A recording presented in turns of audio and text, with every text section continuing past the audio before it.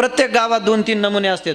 ते सकाळ सकाळ झोपेतून उठलं की मिसरीने दातं घासायचे, लिंबाच्या काडीने जाणाराव पाणी शिपडल्यावर अंगावर पाणी शिपडायचं. आणि कुणाची इथं गेल्याशिवाय चहा प्याल्याशिवाय मागच येत नाहीत. प्रत्येक गावात 2-4 नमुने असतात बाबा, बिनलाजी माणसं असतात. एक जण इतका बिनलाजा होता, उचित मागणं आणि अनुचित मागणं. ते रोज एका घरी जायचं आणि चहा प्याल्याशिवाय मागं येतच नव्हता. आता हे उचित मागणं झालं का चहा द्या? अनुचित झालं. हा, मागण्याला सुद्धा काहीतरी तथ्य असावं बाबा. ते रोज एका घरी जायचं आणि चहा प्याल्याशिवाय मागं येत नव्हता. दोघा नवरा बायकोची मिटिंग झाली. हे म्हणला मंगल, ती म्हणली बोला काय म्हणता. त्या माणसाचा कधीपर्यंत त्रास सहन करायचा? 2 महिने झालं रोज येतोय, आपला चहा पिऊन जातोय. ती म्हणली मग करावं काय? मग ती मंगल म्हणली ईद आली नाही, आमच्या गावातली सांगतो नाही, ईद आलीच मंगल लाजायची घेण्या देण्याच्या. आणि तिथं गेल्यावर चिंचोलीतली सांगतो, तुम्ही कुठं बघायला येणार आहे का नाही? रोज नवीन मंगल मी तरी कुठं लिहा नाव मला. माझ्याकडं का दुकान आहे का मंगलचं? हां आणि मग मंगल मी सांगतो तेवढं कर. ती म्हणली कसं करायचं? रोज चहा प्यायला येतोय त्यो म्हणला, त्यो आला की तो किचन रूममध्ये जायचं आणि तिथं गेल्यावर चहाचं पातेलं घ्यायचं आणि राटकून आदळून असंच. तुमचे आदळते पातेले थांबा थोडं. आणि मग मंगल म्हणली बाई भांडे आपटायचे. आता मला इमानदारीने सांगा, बाया माणसाला कावा चमचे पराती तांबे गालास कावा आपटायचे हे शिकायची गरज आहे का त्यांना? उपजताच ज्ञान प्रगट झालेलं आहे त्यांना. ते आहे का नाही? माणूस लवकर उठला नाही का आपोआप भांडे आपटत येत महाराज, आहे का नाही? नवऱ्याने टायमावर साडी नाही आणली का आपोआप भांडे ज्याच्या घरातल्या पराती चेपलेल्या आहेत समजून जायचं घरात भरपूर युद्ध होतंय काय नाही, आहे का नाही? तो माणूस चहाला आला आणि बाबा 3 तास झालं उठला नाही. तेवढ्यात मंगल आत गेली. आता तुम्हाला पण मस्त पैकी उपयोगाला येऊन दृष्टांत, कुणी चहाला आल्यावर हेच करीत जा तुम्ही पण. फक्त मी आल्यावर करीत जाऊ नका. हा तेवढं नाही तर मी आल्यावर तुम्ही भांडे आपटायचात माझ्या पुढं. 3 तास झालं बाबा माणूसच उठानाची आपल्याला.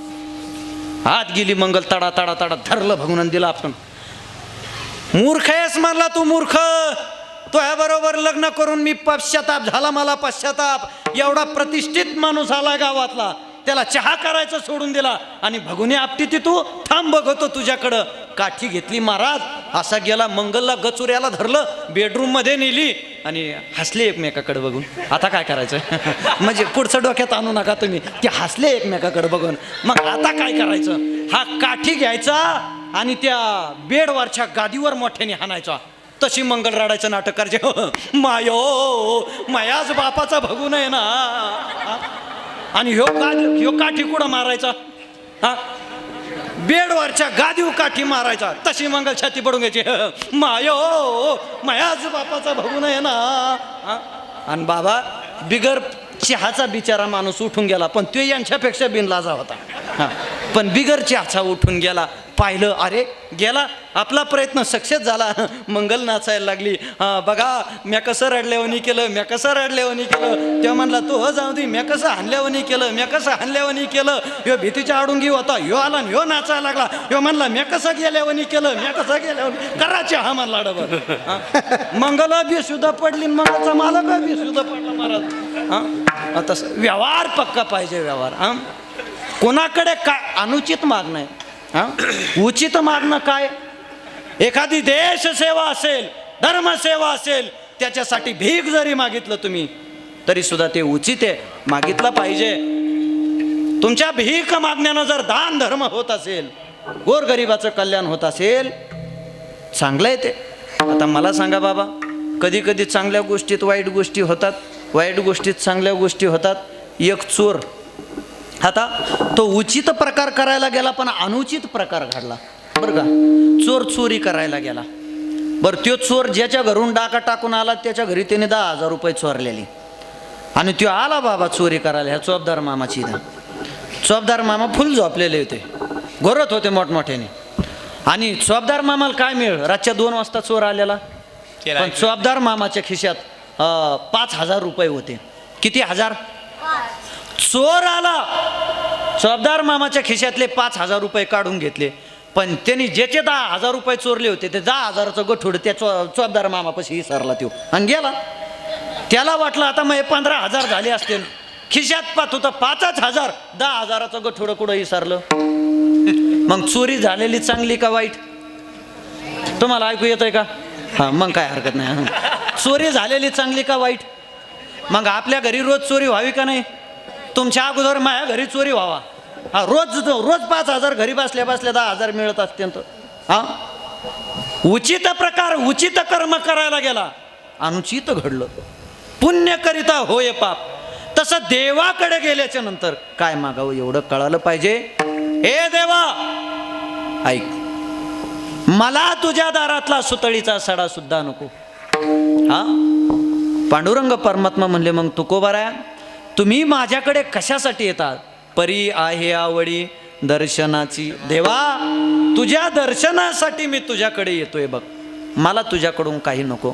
आणि खरं सांगू का, देवालाकडे गेल्याच्या नंतर देवानं जेवढं दिलंय ना, जेवढं दिलंय त्याच्या उपकाराची परतफेड करण्यासाठी देवाकडे जायचं. आपण शेवटच्या श्वासापर्यंत देवाकडे मागत राहतो. काय काय मागते लोक भरासाच नाही हो. 3 काळे माणसं बाबा, त्यांना महादेव प्रसन्न झाले शिवरात्रीमध्ये. आता महादेवाचा खेळ असा आहे, एखाद्याला प्रसन्न झाले की जे मागितलं ते देऊन टाकतात का नाहीत. तर 3 काळे माणसं होते, एवढे डांबरत, एकमेकाचे भांडणं झालेले. पहिल्याला म्हणले बोल तुला काय पाहिजे? तो म्हणला देवा मला गोरं करा, गोरं. 41 वर्ष झालं माझ्या कलरलाच बघून कोणी बायको द्यायना मला.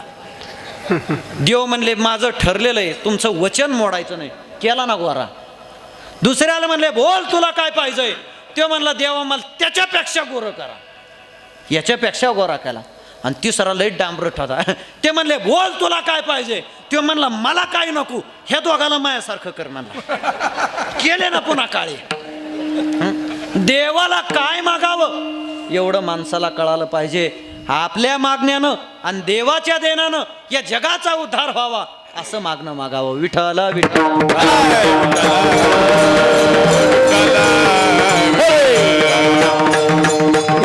देवा पै माग चरण सेवा कंडित, चरण सेवा कंडित, चरण सेवा देवा पै माग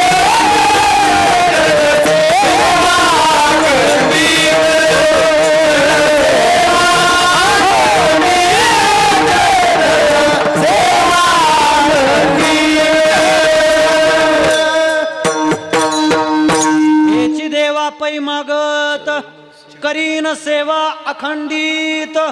हे देवा तुझ्याकडे मागणं एकच, अखंड आणि माझ्या शेवटच्या श्वासापर्यंत देवा तुझी सेवा घडली पाहिजे. माता मावली आपल्याला काय मागायचंय देवाकडं, पुरुष मंडळीनं आपल्याला काय मागायचंय हे आपल्याला आज कीर्तनातून शिकायचंय. शेवटी देव पुन्हा नाराज झाले. बाबा हो तुकोबारा तुम्ही काहीतरी मागा हो. जोपर्यंत तुम्ही मागत नाही तोपर्यंत तुमच्या भक्तीचं ओझं माझ्या डोक्यावरचं खाली होत नाही. हा, शेवटी तुकोबारायने म्हणावं देवा मला मागण्याची इच्छा नाही रे, तू मागा म्हणतो म्हणून देवा मी मागतो, तुला बरं वाटावा म्हणून देवा मी मागतो. पण देवा द्यायचंय ना मला एकच दान दे. कोणतं दान?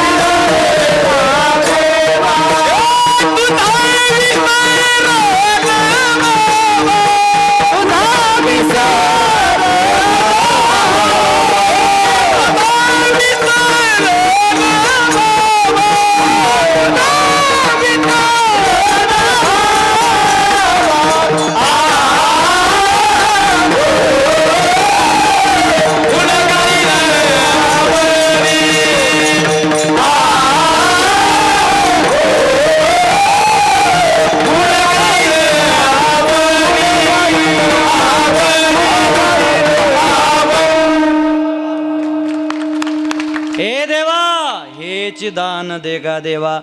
देवा तुला दान द्यायचंय ना, एवढं एकच दान दे. कोणतं? तुझा विसरण व्हावा.